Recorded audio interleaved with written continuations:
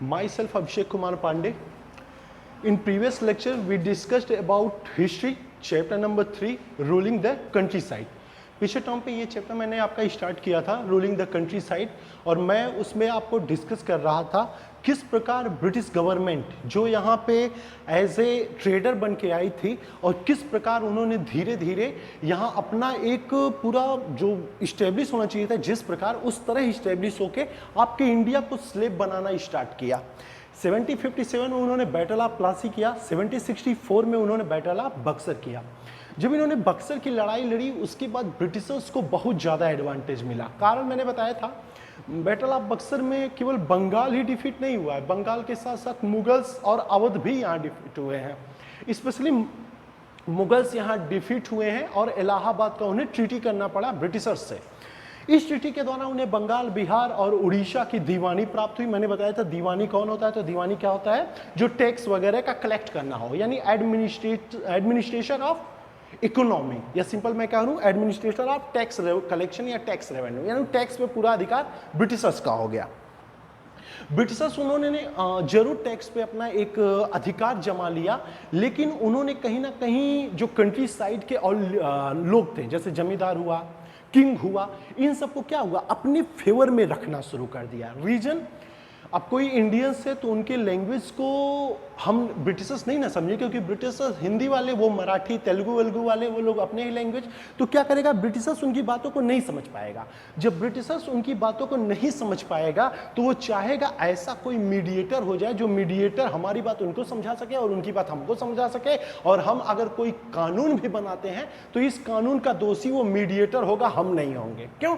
क्योंकि वो भाई मीडिएटर है, वही तुम्हें बता रहा है अपनी बातें, तो तुम उसके खिलाफ लड़ोगे, हमारे खिलाफ थोड़े ही।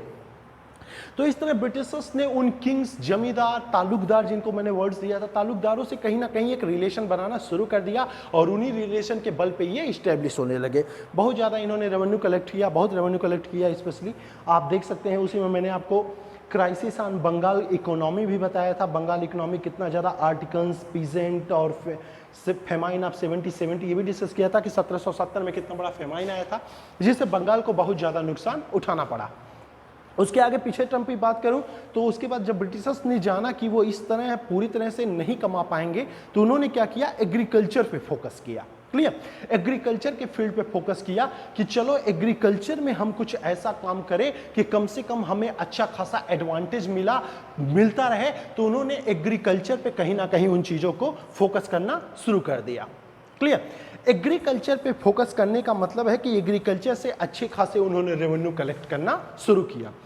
इस एग्रीकल्चर से अच्छा खासा रेवेन्यू कलेक्ट हो सके, इसीलिए 1793 में ब्रिटिश गवर्नर जनरल, उस समय लॉर्ड कॉर्नवालिस थे। आपकी बुक में देखिए अच्छे खासा एक पिक्चर बना हुआ है लॉर्ड कॉर्नवालिस का। ये लॉर्ड कॉर्नवालिस जी हैं, मोटे टाटे अच्छे खासे। तो इस लॉर्ड कॉर्नवालिस ने 1793 में एक सेटलमेंट लाया जिसे हम कहते हैं परमानेंट सेटलमेंट या अस्थाई बंदोबस्त। इसमें उन्होंने क्या किया, जो यहाँ पे जो जमींदार थे, जिन्हें आप राजा और तालुकदार कहते हैं, उनसे क्या किया, इन्होंने एक ट्रीटी कर लिया। जमींदार को मीडिएटर बना दिया। जमींदार से इन्होंने कहा ऐसा है कि भैया कि ये लैंड हम आपको देते हैं, आप यहाँ फार्मर से खेती करवाइए। वो जमींदार पीजेंट से, फार्मर से वहाँ खेती कराने लगा। ब्रिटिशर्स ने कहा मुझे कुछ नहीं पता, बस मुझे इतना पता है कि आपको मुझे इतना टैक्स देना ही होगा, इतना टैक्स चाहे जैसे दीजिए, कोई फेमाइन आ जाए या कुछ भी हो जाए, मुझे उससे कोई फर्क नहीं पड़ता, मुझे इतना % टैक्स चाहिए ही चाहिए। ठीक, यही होता है परमानेंट सेटलमेंट। परमानेंट सेटलमेंट में क्या है, जो टैक्स है वो फिक्स कर दिया जाएगा। तो इन्होंने इस पे कितना टैक्स फिक्स किया, 10/11 ये टैक्स है। यानी सिंपल मैं बात करूं, अगर किसान तुम 11 दाने प्रोड्यूस कर रहे हो राइस के, व्हीट के या किसी के, अगर 11 दाने आप प्रोड्यूस कर रहे हैं तो 10 दाने आप मुझे टैक्स के तौर पर देंगे। क्लियर, अब सोचो कितना बड़ा, कितना निगेटिव इम्पैक्ट पड़ा है फार्मर्स के ऊपर। 11 दाने पैदा करूंगा, अगर 10 दाने अंग्रेज तुम्हें दे दूंगा तो ये फार्मर क्या खाएगा और बीच का ये जमींदार क्या खाएगा। क्लियर। लेकिन अब मानना ही है जमींदार को, क्योंकि जमींदार पे ब्रिटिशर्स जमींदार को अच्छा खासा फायदा देते थे। वो बोलते थे जमींदार तुम्हारे लिए मैं ये करूंगा वो करूंगा अच्छा खासा, तो जमींदार मान गए और फार्मर से वो सारा रेवेन्यू कलेक्ट करने लगे। पूरा 11 के 11 दाने ले लेते थे जमींदार, 10 दाने अंग्रेज को दे देते थे और 1 दाना अपने लिए रख लेते थे। तो फार्मर्स कहता भैया हम क्या करें, हमें तो अब कुछ नहीं दे रहे हैं। क्वेश्चंस बनता है सर फार्मर ने रेवोल्यूशन क्यों नहीं किया? तो रेवोल्यूशन इसलिए नहीं किया क्योंकि मैंने आपको बताया था एक फार्मर्स एक सीधा इंसान नहीं है, बल्कि उस इंसान पे डिपेंड है उसका पूरा परिवार, पूरी फैमिली। वो चाह कर भी उन फार्मर्स चाह कर भी रेवोल्यूशन नहीं कर पाएगा, क्योंकि अगर एक फार्मर मर गया तो मरता एक फार्मर नहीं बल्कि उसका पूरा परिवार। तो वो जमींदार से कंप्लेन किया, जमींदार ने क्या किया, जो एक पाया है उसमें से 25 इसको दे दिया और 75 पैसा अपने पास रख लिया। इस तरह जमींदार भी खुश हो जाता था और फार्मर भी खुश हो जाता था, और अंग्रेज तो खुश होंगे ही होंगे क्योंकि वो अच्छा खासा टैक्स कलेक्ट कर रहे हैं। क्लियर। परमानेंट सेटलमेंट का मैंने नोट पीछे टर्म पे बना दिया था, इसलिए मैं लिखा नहीं रहा हूं परमानेंट सेटलमेंट को, आप नोट में अच्छा खासा बना हुआ है सेटलमेंट का note.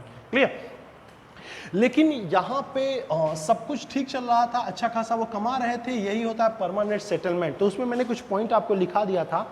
An agreement between company and जमींदार, ये एग्रीमेंट है कंपनी और जमींदार के बीच में। According to this the zamindars were asked to collect the rent from the peasant and pay revenue to the company. The amount of revenue was fixed permanently. जमींदार ने क्या किया, अच्छा खासा रेवेन्यू कलेक्ट किया पीजेंट से, फार्मर से, और अंग्रेजों के कहने पर उसने इतना टैक्स फिक्स कर दिया। और टैक्स फिक्स करने की वजह से इसे परमानेंट कहते हैं, अस्थाई बंदोबस्त कहते हैं। This would ensure a regular flow of revenue into the companies coffers offers and at the same time encourage the zamindars to invest in improving the land। इससे क्या हुआ, अंग्रेज अच्छा खासा टैक्स कलेक्ट करने लगे और उन्होंने कहा देखो जमींदार जी तुम भी 75 पैसा पा रहे हो, सुन रहा हूं 25 पैसा तुम फार्मर्स को दे देते हो। पैसा मीन्स यहाँ ग्रेन्स है, ये ग्रेन्स है, पैसे का मतलब है ग्रेन्स, जो अनाज का प्रोडक्शन हो रहा है। क्लियर। सुना हूं आप ऐसा करते हैं। जमींदार ने कहा बिल्कुल मैं सर ऐसा करते हैं, क्या करूं, नहीं तो रेवोल्यूशन कर देंगे। इन्होंने कहा जो 75 पैसा आप पाते हो ऐसा करो, उस 75 पैसे में सारा पैसा किसी और लैंड में इन्वेस्ट कर दो। जब आप उस लैंड में उस पैसे को इन्वेस्ट करोगे तो उस लैंड से भी आपको टैक्स मिलेगा, 10/11 मुझे दे देना, बाकी तुम अपने पास रखो, अच्छा है तुम्हारे लिए भी। जमींदार इस लालच में पड़ गया और जो टैक्स वो कलेक्ट करता था उस टैक्स को वो अच्छा खासा किसी लैंड में वो क्या करता था, इन्वेस्ट कर देता था। क्लियर। तो सब कुछ चल रहा है, यही है परमानेंट सेटलमेंट। नेक्स्ट हेडिंग डालिए द प्रॉब्लम। प्रॉब्लम किस बात की हुई इस परमानेंट सेटलमेंट में, वो देखते हैं कि आखिर प्रॉब्लम क्या हो गई इस परमानेंट सेटलमेंट में। तो देखिए प्रॉब्लम क्या हुआ, the permanent settlement how ever created problems. इस परमानेंट सेटलमेंट ने बहुत बड़ी प्रॉब्लम क्रिएट कर दी। Company officials soon discovered that the zamindars were in fact not investing in the improvement of land। Britishers निगरानी करने लगे हैं कि कौन सा जमींदार लैंड में पैसा इन्वेस्ट कर रहा है कि नहीं कर रहा है। बाई चांस अगर कोई जमींदार पैसा इन्वेस्ट नहीं करता तो अंग्रेज क्या करते, उससे जमींदारी छीन लेते और वो किसी और को जमींदार बना देते। क्लियर। क्योंकि उस समय इंडिया की पॉपुलेशन ऐसा तो नहीं कम है, अच्छी खासी पॉपुलेशन थी और अच्छे खासे लोग भी थे, जमींदार वगैरह भी थे।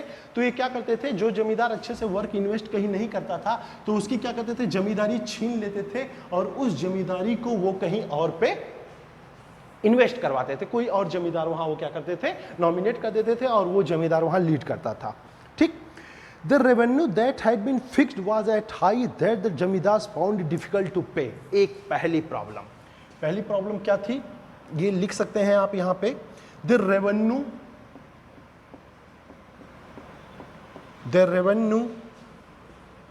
that had been fixed, जो रेवेन्यू था वो फिक्स कर दिया था, was so high, बहुत ज्यादा फिक्स कर दिया था, that the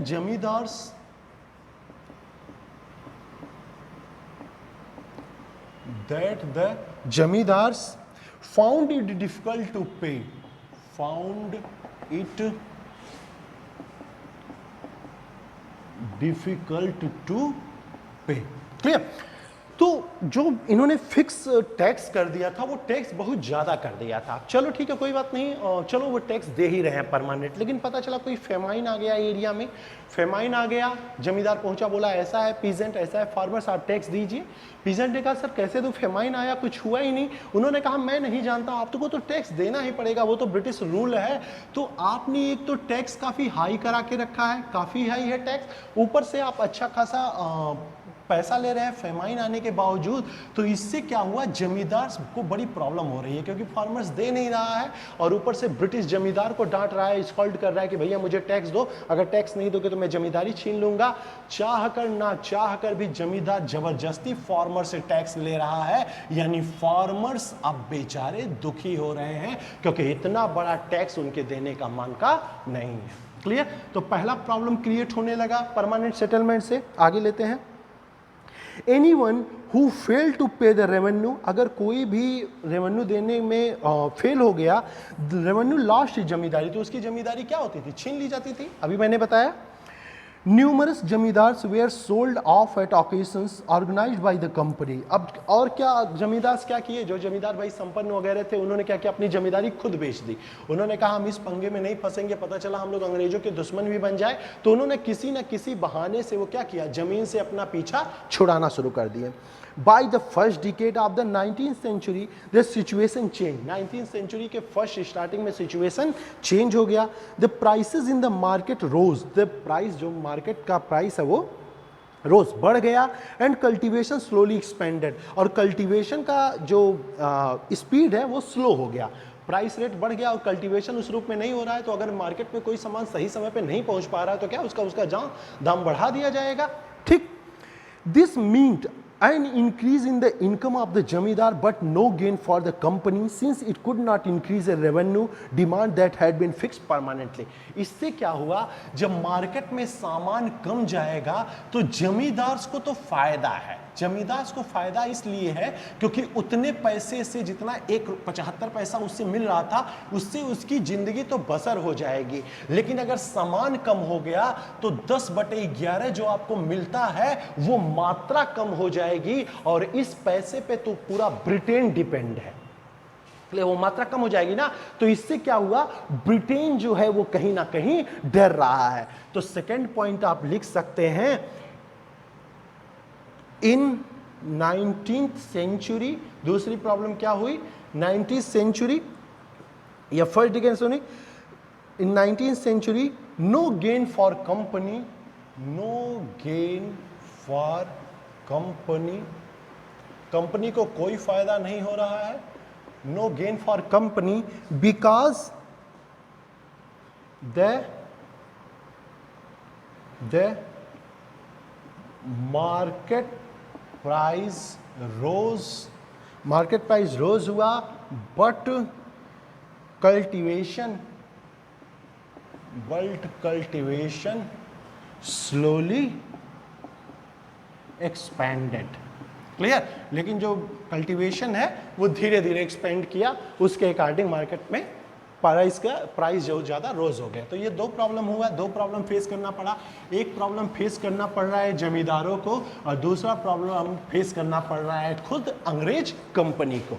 तीसरा प्रॉब्लम देखते हैं किस प्रकार का प्रॉब्लम क्रिएट हुआ है। तो तीसरा प्रॉब्लम क्या है, Even then the जमींदार did not have an interest in improving the land. अब जमींदार जब देख रहा है कि भाई हमें उस रूप में फायदा नहीं हो रहा है, तो वो जमीन में इन्वेस्ट क्यों करेगा, और जमीन बढ़ाने से मुझे फायदा क्या है, अगर कल्टीवेशन अच्छे से नहीं हो पा रहा है तो वो क्या करेगा, अब जमीन में इन्वेस्ट नहीं करेगा। Some had lost their land in the earlier year of the settlement. Others now saw the possibility of earning without the trouble of risk of investment. As long as the jamidars could give out the land of transrent and get rent, then they're not interested in improving the land. Clear? ये हो गया कि अब जमींदार invest नहीं कर पा रहा है जमीन में, इसलिए इन्वेस्ट नहीं कर पा रहा है क्योंकि उससे अच्छा खासा प्रॉफिट नहीं मिल रहा है। जितना प्रॉफिट उसे मिलना चाहिए पता चला उससे ज़्यादा उसे ज़मीन में इन्वेस्ट करना पड़ रहा है। अब फार्मर्स को आपको सब कुछ देना होगा, फार्मर्स को आपको पूरे ग्रेन्स के बीज सीड्स देने होंगे, उनके इरिगेशन की व्यवस्था करनी होगी, अच्छा खासा उनके लिए मार्केट खोजना पड़ रहा है जहाँ वो सामान ले जाके बेच सके। तो इस तरह की और भी प्रॉब्लम्स इन जमींदारों को फेस करना पड़ रहा है। ऑन द अदर हैंड तो आप जमींदार्स के प्रॉब्लम्स को देख लिया, ब्रिटिशर्स के प्रॉब्लम को देख लिया, अब फार्मर्स भी तो परेशान होगा। फार्मर्स किस लिए परेशान है कि उनके पास जितना भी वो बेचारे मेहनत करके अच्छा खासा एग्रीकल्चर लैंड पे अच्छा खासा अनाज का प्रोड्यूस कर रहे हैं, लेकिन आप क्या कर रहे हैं, उनके सारे ग्रेन्स को, सारे अनाज को खुद ले रहे हैं और उनको बहुत कम मात्रा में दे रहे हैं। उस कम मात्रा में जाने से उनके ना ही उनकी लाइफ चल पा रही है और ना ही उनके फैमिली की लाइफ। वही बोल रहा है। In the other hand in the village, गांव में, the cultivator found the system extremely oppressive. The rent he paid to the जमींदार was high and his right to the land was insure. देखो, जमींदारों ने जब देखा कि हमें फायदा नहीं हो रहा था, जमींदारों ने क्या किया, जो लैंड ये खरीदे थे इन्वेस्ट करने के लिए, उस लैंड को इन्होंने पीजेंट फार्मर्स को ही बेच दिया। क्लियर, फार्मर्स से बेच दिया उन्हें बहला फुसला के, और जब उन्हें डायरेक्ट अंग्रेजों को 10/11 देना पड़ रहा था तो इनको बहुत कम रेवेन्यू प्राप्त हुआ। तो वो रेंट पे जमींदारों ने बेचा था, तो वो रेंट इनके लिए बड़ा टफ हो गया। Clear, to the pay the rent he had to often taken a loan from the moneylender, and when he failed to pay the rent he was evicted from the land he had cultivated for generations. ठीक, तो वो जमीन का जब किराया जमींदार से नहीं दे पाते थे तो वो मनी लैंडर से क्या किए, पैसा उधार लेने लगे और उस पैसे को जमींदार को देने लगे, मनी लैंडर के। तो धीरे धीरे ये डेप्ट में डूब गए मनी लैंडर्स के। ठीक, तो लास्ट पॉइंट लिख सकते हैं, the farmers slave in next time to money landers. ये क्या हुए, आगे जाके ये मनी लैंडर के गुलाम बन गए। गुलाम क्यों बन गए, क्योंकि जो जमीन इन्होंने रेंट पे ली थी जमींदारों से, उस जमींदारों के रेंट को फुलफिल करने के लिए इन्हें जो मनी लैंडर हैं उनसे अच्छा खासा डेब्ट कर्ज लेना पड़ा, और उस कर्ज की वजह से इनको अच्छा खासा मनी लैंडर से अच्छा खासा पैसा लेना पड़ा, जिससे ये भविष्य में गुलाम बन गए हैं। तो ये 3 पॉइंट याद रखिएगा। परमानेंट सेटलमेंट के ये 3 निगेटिव एस्पेक्ट हैं, साथ ही साथ परमानेंट सेटलमेंट के ये कुछ निगेटिव पॉइंट है। पूछ सकता है what is the problem in front of permanent settlement, write down some negative aspect in permanent settlement, write down a short note on negative point of permanent settlement. मतलब permanent settlement के ये कुछ negative points को पूछ सकता है, तो आप ये तीनों पॉइंट देके वहां आगे पढ़ सकते हैं। क्लियर, नेक्स्ट पढ़ते हैं आपका, a new system is devised. Next reading है,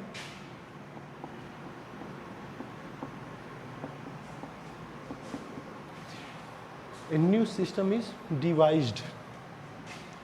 जब एक प्लान अनसक्सेस हो जाता है तो दूसरा प्लान बहुत जल्दी बनाया जाता है, क्योंकि ब्रिटिश अपने रेवेन्यू को कभी छोड़ नहीं सकता। वो रेवेन्यू लेगा ही लेगा किसी न किसी प्रकार से, क्योंकि ब्रिटिशर्स यहाँ हैं ही अच्छा खासा पैसा कलेक्ट करने के लिए। तो परमानेंट सेटलमेंट जिसे लॉर्ड कॉर्नवालिस ने 1793 में इस्टेब्लिश किया था, याद रखिएगा, बम्बई में इस्टेब्लिश किया था, बाद में बम्बई यूपी वगैरह के क्षेत्रों में वो फैला है, तो वो कहीं ना कहीं अनसक्सेस हो गया। अब इसका परिणाम क्या रहा, by the early 19th century many of the country officials were convinced that the system of revenue had to be change again. कई सारे ब्रिटिश अधिकारियों का ये मानना था कि अब जो रेवेन्यू कलेक्ट करने का जो लैंड सेटलमेंट मैंने किया है उसको एक बार फिर से नए सिरे से कुछ लाया जाना चाहिए, मतलब कुछ नई चीज़ें उसमें की जानी चाहिए। वो फिक्स्ड कर दिया था, वो अच्छी बात नहीं है। जमींदारों को इतना आपने प्रेशर डाला, वो अच्छी बात नहीं है। फार्मर्स के ऊपर इतना प्रेशर डाला, वो अच्छी बात नहीं है, क्योंकि आप इनको जितना ज़्यादा प्रेशराइज करेंगे उतना ही आपके रेवेन्यू कलेक्शन का क्या होगा, घटोतरी होगी, यानी डिक्रीज होगा। तो वही बोल रहा है, कई सारे ऑफिसर्स अब कुछ अलग चेंज चाहते थे। How could revenue be fixed permanently at a time when the company needed more money so that its expenses of administration and trade. आप परमानेंट सेटलमेंट में रेवेन्यू को फिक्स कैसे कर सकते हैं, क्योंकि जैसे जैसे समय बढ़ रहा है ब्रिटिशर्स की ज़रूरतें बढ़ रही हैं, उनकी डिमांड बढ़ रही है, उनके एडमिनिस्ट्रेशन में खर्च बहुत ज़्यादा आ रहा है, और सब कुछ अगर इतनी बड़ी मात्रा में इंक्रीज हो रहा है तो आप कभी रेवेन्यू को फिक्स नहीं कर सकते। यानी समय के साथ साथ आपके रेवेन्यू जो टैक्स है उसको अलग प्रकार से कलेक्ट करने के लिए कुछ ना कुछ फंडा जरूर एक्सेप्ट करना चाहिए। Clear? In the north western provinces, north western का जो प्रोविनेंस है बंगाल का presidency, most of this area in now in Uttar Pradesh. पहले नॉर्थ वेस्ट जो आपका बंगाल था, ये मॉडर्न में, ये लिखिएगा मत, जान लीजिए, ये मॉडर्न में आपके यूपी का क्षेत्र है, उत्तर प्रदेश का क्षेत्र है। तो वही बोल रहा है Uttar Pradesh. An Englishman called Halt Mackenzie devised the new system which came into effect in 1822. Clear? इसको स्टेटमेंट में दे दीजिए, लिखिए, British governor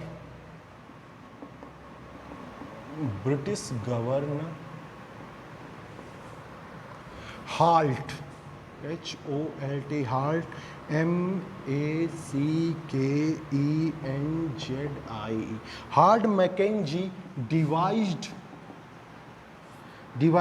the new system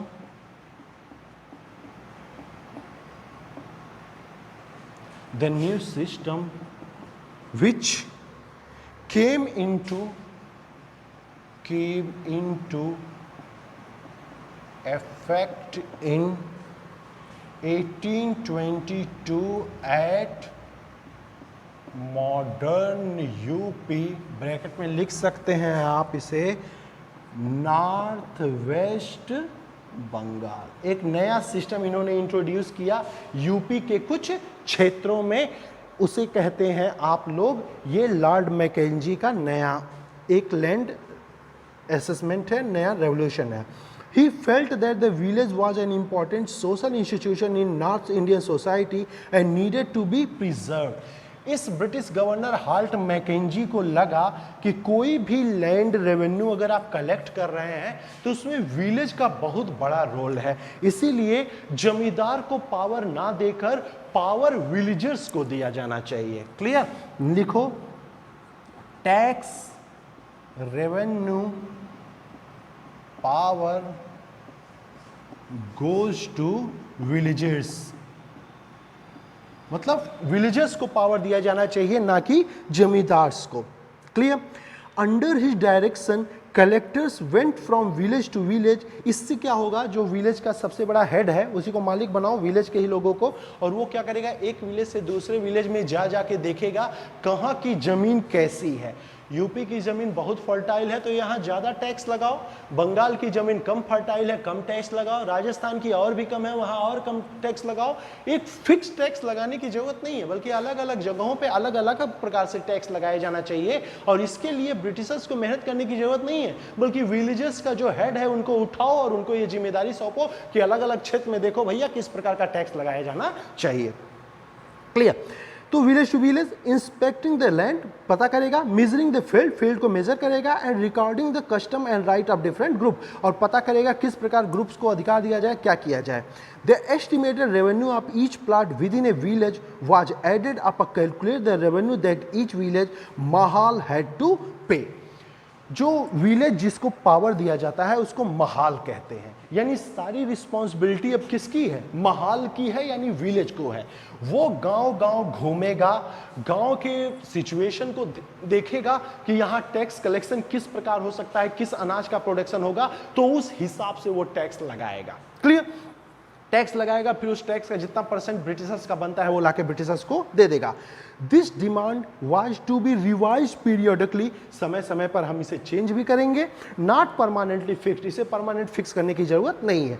the charge of collecting the revenue and paying it to the company was given to the village headman rather than the zamindar. ठीक? तो next point लिख लीजिए, जमींदार। जमींदार ब्रैकेट में लिख सकते हैं village headman, village headman responsible to collect the, पहला पॉइंट लिख लिया आपने, टू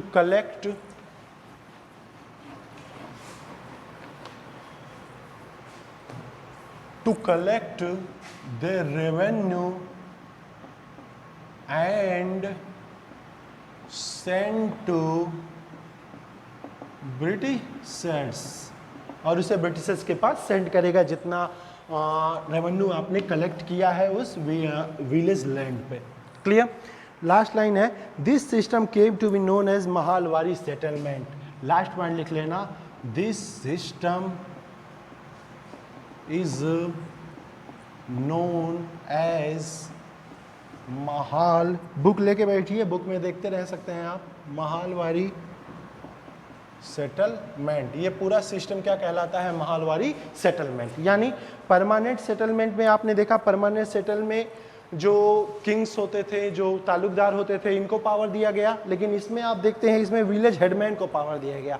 विलेज हेडमैन का क्या है? अलग अलग क्षेत्रों में जाके पता करेगा भैया कि इस क्षेत्र में क्या है, इरिगेशन वगैरह कितना अनाज प्रोड्यूस हो सकता है, दूसरे क्षेत्र में जाके पता करेगा यहाँ कितना है। उस हिसाब से हर एक क्षेत्र का अलग अलग टैक्स लगाया जाएगा, फिक्स नहीं किया जाएगा, क्योंकि कुछ ऐसे क्षेत्र हैं जहाँ अच्छा खासा अनाज का प्रोडक्शन नहीं हो पाता, तो वहां अगर आप फिक्स कर देंगे तो फिर दिक्कत होनी शुरू हो जाएगी, क्योंकि वो दे नहीं पाएगा। अगर वो दे नहीं पाएगा तो वो नाराज होगा और एक प्रकार के रेवोल्यूशन होने का खतरा शुरू हो जाता है। इसीलिए वो परमानेंट नहीं है, बल्कि वो बार बार अलग अलग सिचुएशन में अलग अलग प्रकार का हो जाता है। इसे ही कहा जाता है महालवाड़ी सेटलमेंट। एक बात याद रखिएगा, 3 सेटलमेंट आपको मैं पढ़ाऊंगा, आपने एक पढ़ लिया। पहला जो आपने पढ़ा वो पढ़ा है परमानेंट सेटलमेंट, दूसरा आपने पढ़ा है महालवाड़ी सेटलमेंट, और तीसरा आपको मैं पढ़ाऊंगा रैयत सेटलमेंट। ठीक है, तो इसमें जो महालवाड़ी है ना, यानी नंबर 2, ये भारत के सबसे बड़े लैंड पे लागू था। लगभग 56% पर यही महालवाड़ी सिस्टम चला था, जिसे लॉर्ड मैकेंजी इंट्रोड्यूस किया था। भारत के सबसे बड़े लैंड पर यह सिस्टम था। क्लियर है? तो 2 सेटलमेंट आपने पढ़ लिया। लैंड से ज़्यादा टैक्स मुझे मिल सके, ज़्यादा से ज़्यादा रेवेन्यू मैं कलेक्ट कर सकूं, उसीलिए ब्रिटिशर्स ने ये 2 सेटलमेंट किया। परमानेंट सेटलमेंट किया, उसके निगेटिव पॉइंट ज़्यादा हो गए, और निगेटिव पॉइंट होने की वजह से ब्रिटिशर्स को एक दूसरा सेटलमेंट करना पड़ा, जिन्हें आप कहते हैं महालवाड़ी सेटलमेंट। क्लियर? तीसरा जो है वो है द मुनरो सिस्टम। ये तीसरा लास्ट सेटलमेंट, द मुनरो। नाम से ही क्लियर है, इंट्रोड्यूस करने वाला कौन है? तो अंग्रेज, याद रखिएगा, लॉर्ड मुनरो। ये नाम है एक अंग्रेज का, और उसी के नाम पे इसे हम कहते हैं Munro settlement. Clear? In the British territories in the south, किस एरा में? दिस, पहला point, this settlement expand in South India. कहाँ ये फैला है? साउथ इंडिया में। Clear?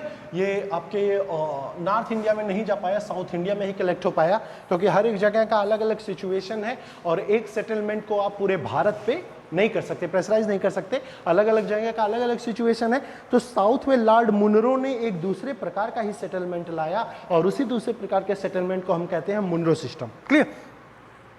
In the British territory in the south there was a similar move away from the idea of permanent settlement. South में भी एक settlement करने का प्लान बना। ये आपके लॉर्ड मुनरो जी हैं, यही है गवर्नर, मद्रास है उस समय, मद्रास का ये गवर्नर था लॉर्ड मुनरो, साउथ इंडिया का।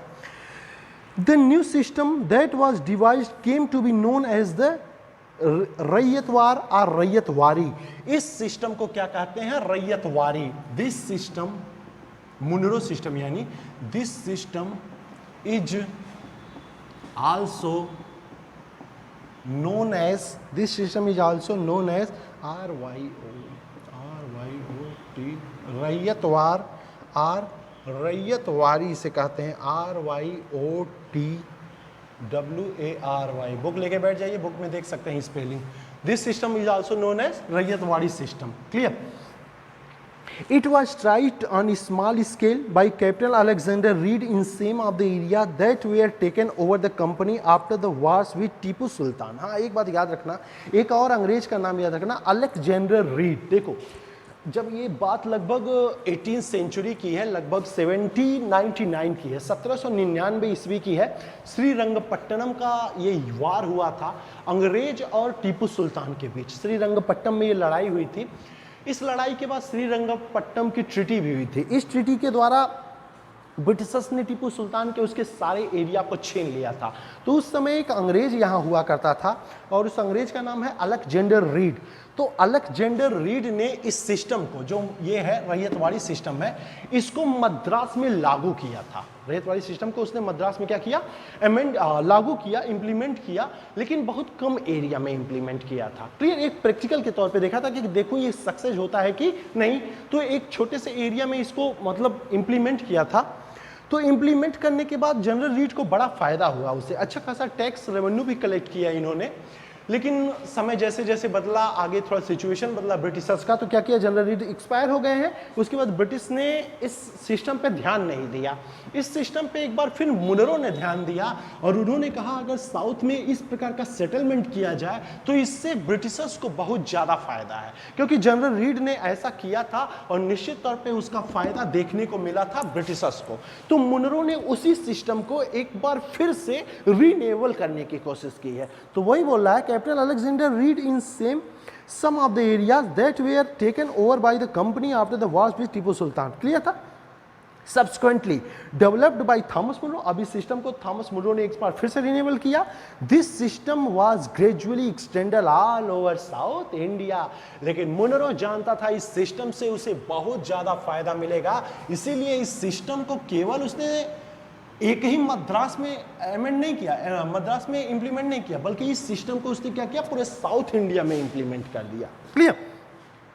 Reed and Munro felt that in the south there were no tradition जमींदार।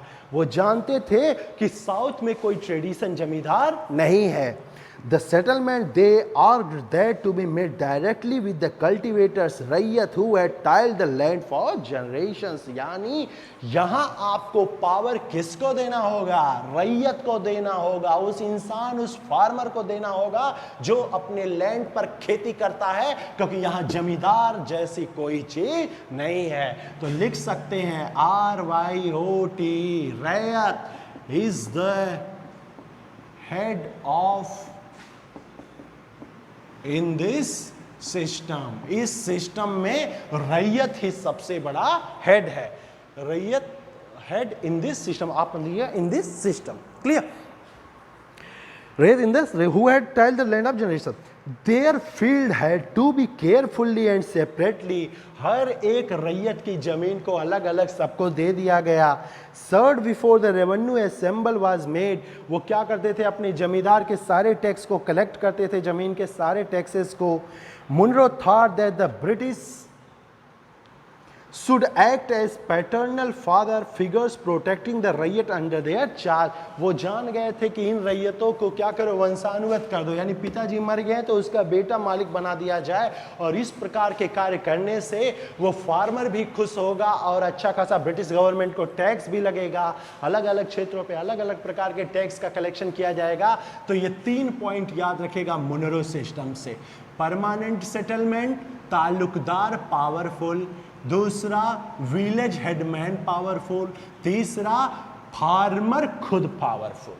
क्लियर? तो ये 3 लैंड सेटलमेंट इंट्रोड्यूस किया गया है इंडिया में, और इन 3 लैंड सेटलमेंट से उन्होंने अच्छा खासा टैक्स कलेक्ट किया है आपके इंडिया से, काफ़ी फ़ायदा उठाया है। फार्मर्स मजबूर हैं, मजबूर इसलिए हैं क्योंकि वो किसी प्रकार का रेवोल्यूशन नहीं कर सकते, क्योंकि उनके पास वो पावर नहीं है कि वो रेवोल्यूशन करके किसी प्रकार अपने अधिकारों को पा सके। यही कारण है कि वो रेवोल्यूशन नहीं कर पाए हैं। और किसान अगर मर जाएगा तो उसको परिवार को देखेगा कौन, ये भी सबसे बड़ी प्रॉब्लम थी। इसलिए चाह कर भी किसान ऐसा कार्य नहीं कर पा रहा था। क्लियर? एक छोटी सी हेडिंग है, ऑल वाज नॉट वेल, सब अच्छा नहीं है। ऑल वाज नॉट वेल, सब अच्छा नहीं है।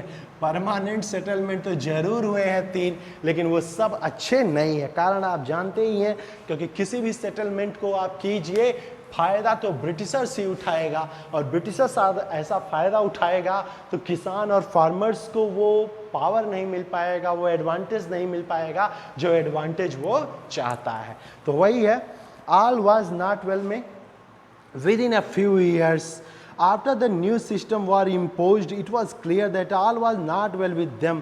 बार बार आप सिस्टम चेंज कर रहे हैं, बार बार सेटलमेंट आप चेंज कर रहे हैं, कभी परमानेंट सेटलमेंट, कभी मुनरो सिस्टम, तो कभी रैयतवाड़ी सिस्टम, कभी महालवाड़ी, अलग अलग सिस्टम आप चेंज कर रहे हैं। इससे साफ पता चलता है कि आपके बीच सब कुछ अच्छा नहीं है।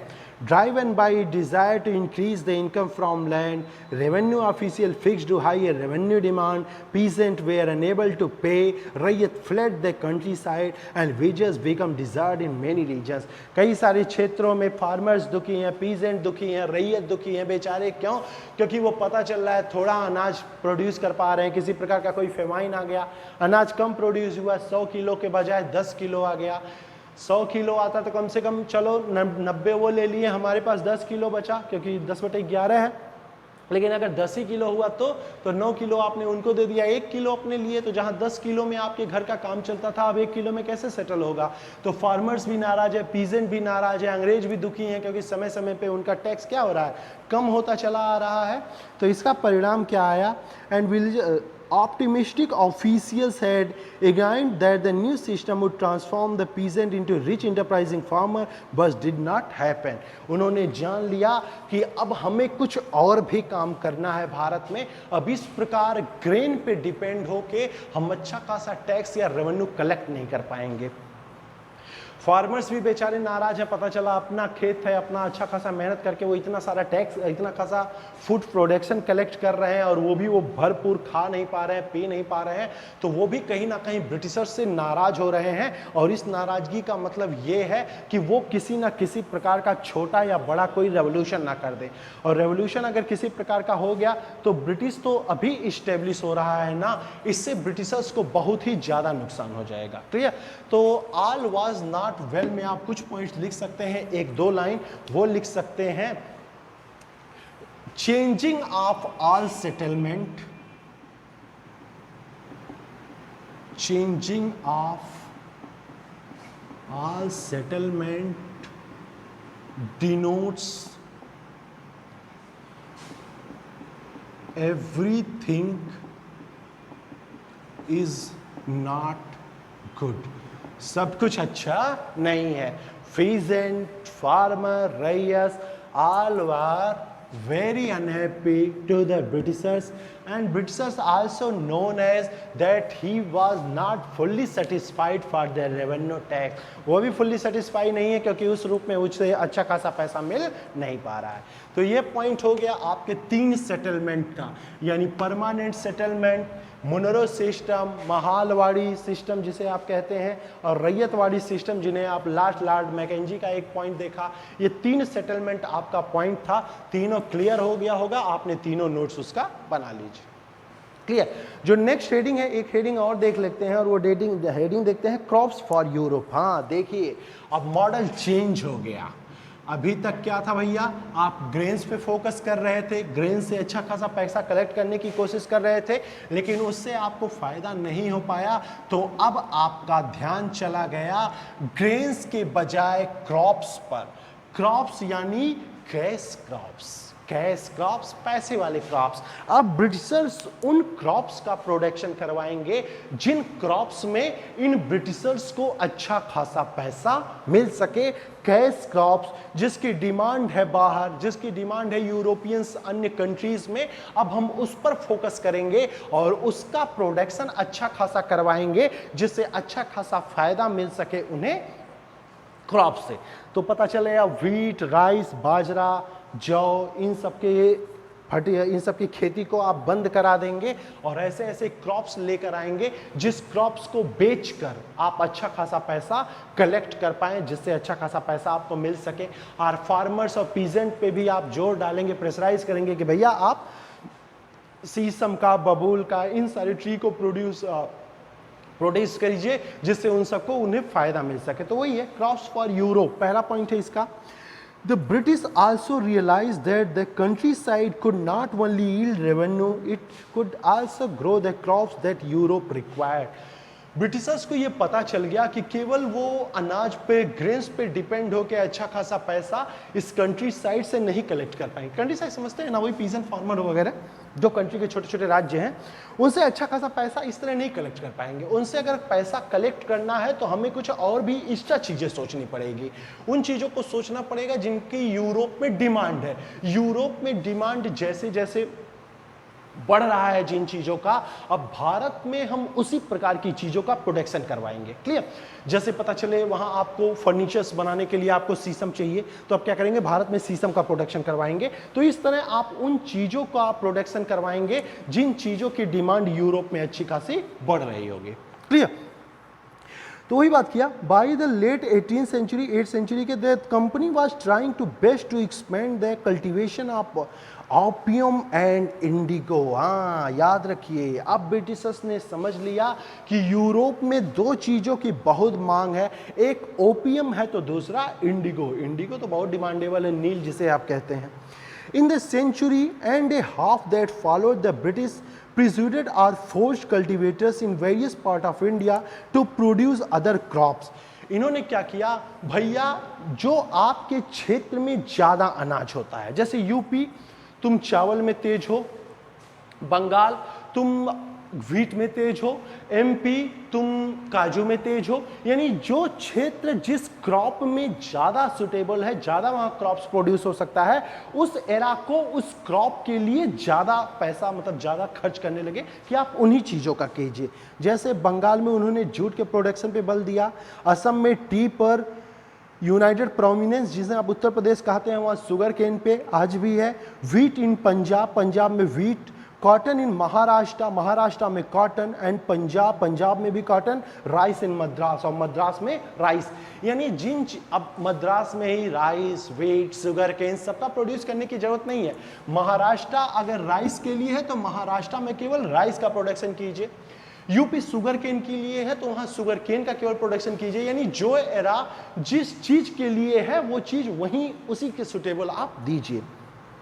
How was this done? क्या हुआ इससे? The British used a variety of methods to expand the cultivation to the crop that they needed. Let us take a closer look at the story of one such crop, one such method of production. Clear?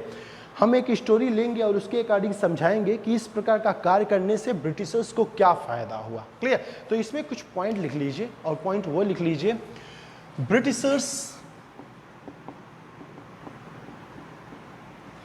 Changed their motive. He focused on cash crops besides grains. Grains के अलावा वो cash crop से भी focus करने लगे। He focused on one product to one state. एक state के एक प्रोडक्ट पे उन्होंने फोकस किया। एज आप लिख सकते हैं, आपके बुक में दिया है, tea in Assam, sugar cane in UP, कुछ और चीजें आप लिख सकते हैं अपनी तरफ से, एक दो और लिख लीजिएगा। क्लियर? इनसे उन्हें क्या फायदा हुआ और किस प्रकार उन्होंने पूरा फायदा उठाया इस चीज के काम का, ये डिस्कस करेंगे हम लोग नेक्स्ट वीडियो में। और नेक्स्ट वीडियो में हम लोग डिस्कस करेंगे उसका एग्जांपल कि किस प्रकार फायदा हुआ। तो वो नेक्स्ट हेडिंग है, does colour have a history? क्या रंग भी कोई इतिहास बना सकता है? तो निश्चित तौर पे बना सकता है। ये मैं नेक्स्ट वीडियो में आपसे डिस्कस करूंगा। फिलहाल 3 सेटलमेंट मैंने आपको पढ़ाया। 3 सेटलमेंट में मैंने पॉजिटिव और नेगेटिव पॉइंट भी बताया। उन पॉजिटिव और नेगेटिव पॉइंट के बाद मैंने आपको बताया कि किस प्रकार ब्रिटिशर्स का मोटिव चेंज हो गया। पहले ब्रिटिशर्स कहाँ ग्रेन्स पे ज़्यादा फोकस करते थे, अब ग्रेन्स के बजाय वो कैश क्रॉप्स पे ज़्यादा प्रोडक्शन करने लगे। हर एक स्टेट जहाँ अच्छे खासे जिस क्रॉप्स का प्रोडक्शन होता था वहाँ पे उन्होंने फोकस किया, हर एक क्षेत्र के लिए एक स्पेशल प्रोडक्ट बनाया है। क्लियर? यूपी के लिए शुगर केन आपका, असम के लिए टी बना दिया, कहीं के लिए राइस बना दिया। तो ये आज आपने देखा। नेक्स्ट वीडियो में मैं डिस्कस करूंगा कि आखिर क्रॉप पे इनके फोकस करने या क्यों फोकस किया, उसका रिजल्ट क्या रहा, ये सब हम डिस्कस करेंगे नेक्स्ट वीडियो में। साथ ही डिस्कस करूंगा आपका ब्लू रेवलेशन, जिन्हें कहते हैं नीली क्रांति। थोड़ा लेक्चर बोरिंग जरूर है, चैप्टर ही थोड़ा बोरिंग है, क्या किया जाए, लेकिन पढ़ना तो है ही। और घबराओ मत, आगे जैसे जैसे हिस्ट्री आगे बढ़ेंगे चैप्टर्स में से बड़े मज़ेदार चैप्टर्स मिलेंगे। आपका 1857 का रेवोल्यूशन मिलेगा और महात्मा गांधी, भगत सिंह वगैरह के बारे में बहुत मजा आने वाला है। तो फिलहाल आप इन सब पॉइंट्स को रख लेंगे, याद रखेंगे, क्योंकि इन्हीं पॉइंट्स से आपके आगे हिस्ट्री को डिस्कस हम लोग करेंगे। तो मिलते हैं नेक्स्ट वीडियो में ब्लू रेवोल्यूशन के साथ। 10 कलर मेक अ हिस्ट्री, क्या हिस्ट्री लिखता है, ये सब डिस्कस करेंगे नेक्स्ट वीडियो में। ओके।